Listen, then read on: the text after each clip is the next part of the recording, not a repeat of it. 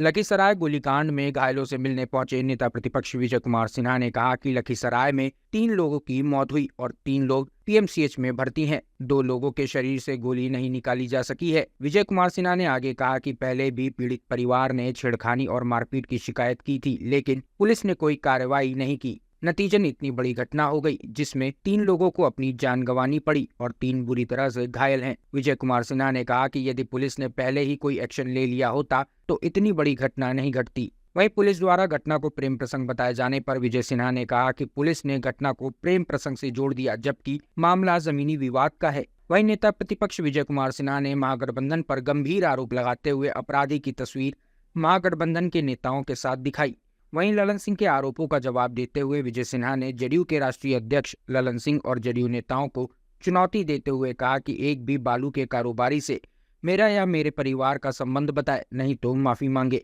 नेता प्रतिपक्ष विजय कुमार सिन्हा ने बिहार सरकार से लखीसराय की घटना में पीड़ित परिवारों को मुआवजा दिलाने की मांग करते हुए बड़ी घोषणा कर दी। विजय सिन्हा ने कहा कि यदि पीड़ित परिवारों को मुआवजा नहीं मिला तो मौजूदा सरकार के खिलाफ बड़ा आंदोलन किया जाएगा। अभी भी गोली शरीर से नहीं निकला है।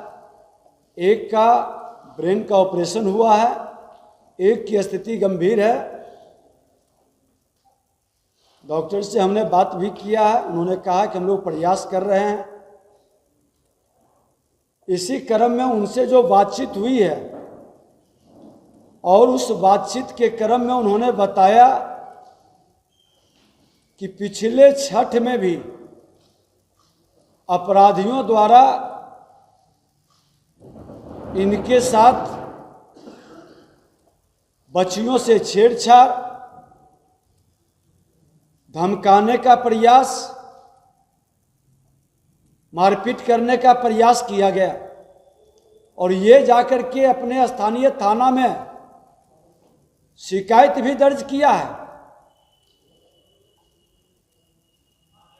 और शिकायत पर कार्रवाई हुई होती तो आज ये नरसंहार नहीं होता। जिले में वही एसपी है, उस समय भी सत्ताधारी दल के लोगों के दबाव में कहीं न कहीं अपराधियों को बचाने का खेल खेला गया। थाना पूरी तरह से एसपी के देखरेख में चलता है और थाने के अंदर कार्रवाई होती तो आज ये नरसंहार रुक जाता। एसपी कह रहा है कि हमें जानकारी नहीं है, पीड़ित परिवार कह रहे हैं कि छठ के समय यह घटना घटित हुआ था। अब सत्य कौन है ये तो उच्च स्तरीय जांच से पता चलेगा। घटना घटित होने के बाद आप इसको प्रेम प्रसंग से जोड़ दिए। उनके लोग, परिवार के सदस्य, कई स्थानीय लोग भी कहा कि लखीसराय स्टेशन प्लेटफार्म से सटा हुआ इनकी जमीन, कीमती जमीन पर ये जमीन माफियाओं की निगाहें टिकी हुई थी। पहले तो प्रयास किया कि बहू बेटियों को छेड़ें, तंग करें, बेच करके भागे और जब उसमें सफल नहीं होता है तो घटना को इस स्तर तक ले जाएं। हमने मांग किया कि अगर जो उन लोगों का कहना है तो आप एक एंगल पर काम क्यों कर रहे, ये अलग एंगल है, उस पर भी आप जांच कराइए। लेकिन पूरा प्रशासन कहीं न कहीं दबाव में नजर आता है और जब एसपी के कहने पर डीआईजी एक मृतक बच्ची का फोटो प्रेम प्रसंग का कई फोटो को सजा रहा हो और दिखा रहा हो, ये मानवता को लज्जित कर रहा है और ये मानसिकता प्रशासन का दिखाई पड़ रहा है कि ये माइंड सेट कर लिए कि हमको और इधर उधर जांच नहीं करना, ये प्रेम प्रसंग कह के इसको दबा देना। इसके पहले भी लखीसराय के अंदर इस तरह की कई घटनाएं घटित हुई है।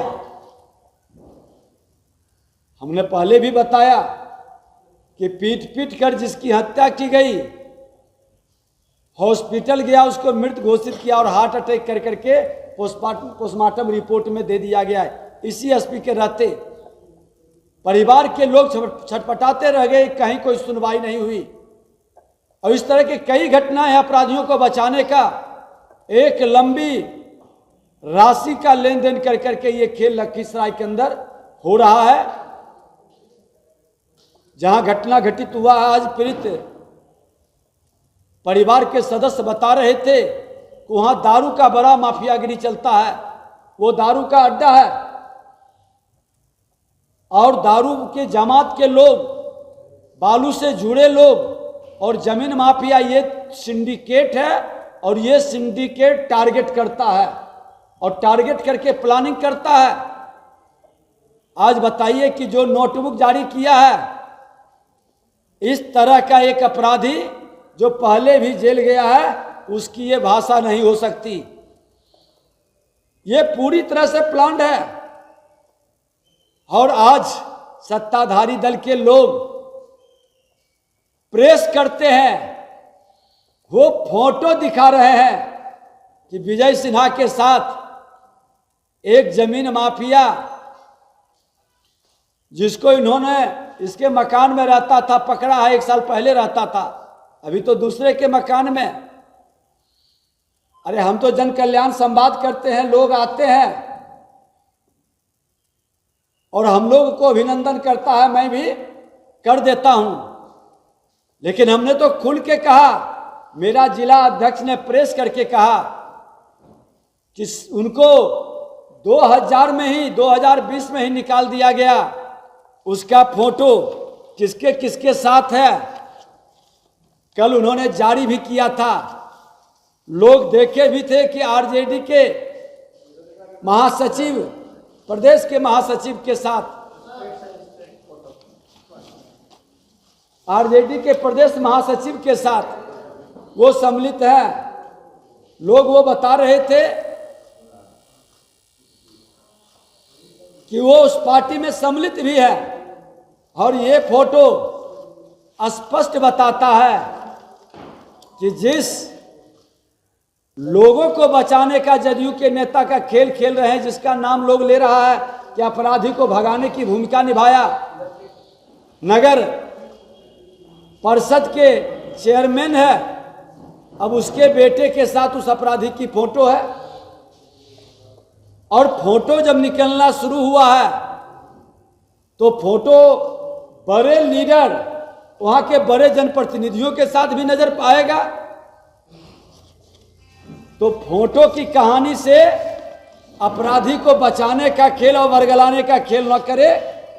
मैं तो कहता हूं कि मेरे दल का कार्यकर्ता हो, मेरे परिवार का सदस्य हो, पहले भी मैंने सदन में कहा है, खुल करके कार्रवाई करो और सजा दो, वर्गलाने का खेल बंद करो।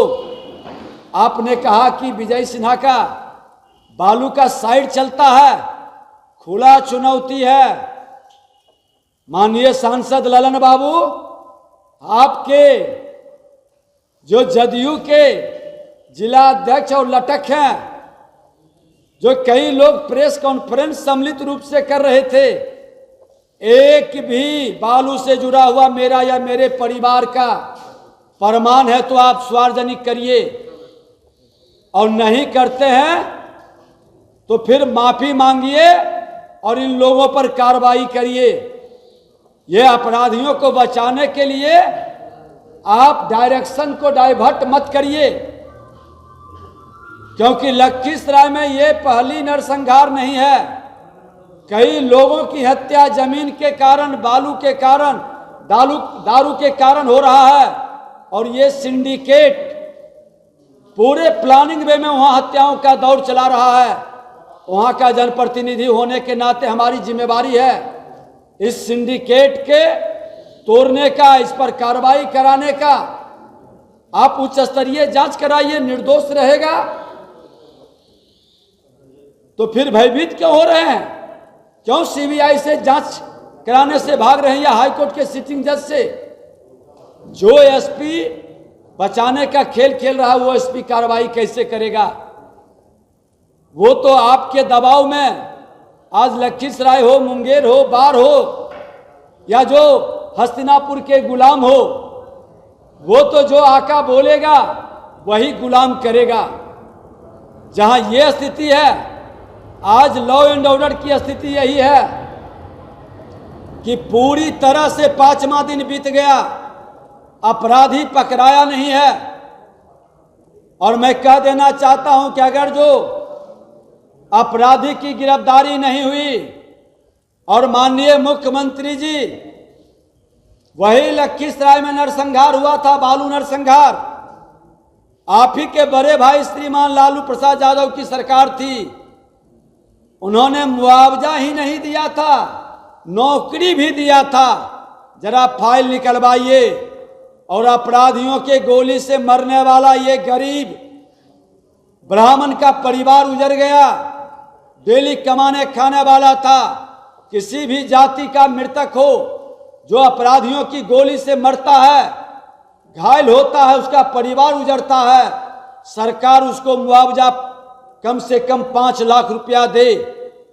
और इसको लेकर के मैं लखीसराय से शुरू करूंगा कि महागठबंधन के रीजन में जो इतने अपराध बढ़े हैं और अपराधियों की गोली से मरा है, उस अनाथ बच्चे और विधवा को मुआवजा देने के लिए महाधरना का कार्यक्रम करूंगा। और मुआवजा नहीं दीजिएगा तो फिर ये लोग सामूहिक रूप से जन आंदोलन पूरे बिहार के अंदर चलेगी, क्योंकि गृह विभाग आपके जिम्मे है, आप लोगों को सुरक्षा देने में सक्षम नहीं है। बिहार के अंदर हत्याओं की दौड़ चल रही है। अब तो अपराध पहले नुक के छुप करके रात्रि में होता था, अब अपराध खुलेआम दिन में। आज नालंदा आपके गृह जिले के अंदर एयरफोर्स के जवान का घर के आगे ही गला रेत करके 1 बजे दिन में हत्या कर दिया। इसी तरह की घटना जमुई के अंदर 2 लोगों को गोली मार देती है, मौत हो जाता है। एक दिवाकर यादव को चैलेंज दे करके प्रशासन में जाकर वो शिकायत करता है, फिर भी आकर के घर पर गोली मार देता है। गिरोह सब आपके सत्ताधारी दल से जुड़ा लोग है।